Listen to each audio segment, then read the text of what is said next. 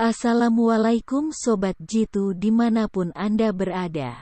Terima kasih masih setia di channel DR Jitu. Setelah puas melakukan solo hiking ke puncak Batu Roti, saya langsung melanjutkan perjalanan menuju Bukit Cempala. Bukit Cempala masih berada di kawasan Gunung Kapur Ciampea, namun beda desa. Ia berada di Desa Lewengkolot. Waktu tempuh dari pintu masuk puncak Batu Roti ke pintu masuk Bukit Cempala sekitar 11 menit dengan menggunakan sepeda motor. Rutenya cukup mudah, dari pintu keluar puncak Batu Roti cukup ambil ke kanan melalui Jalan Lewi Liang Bogor.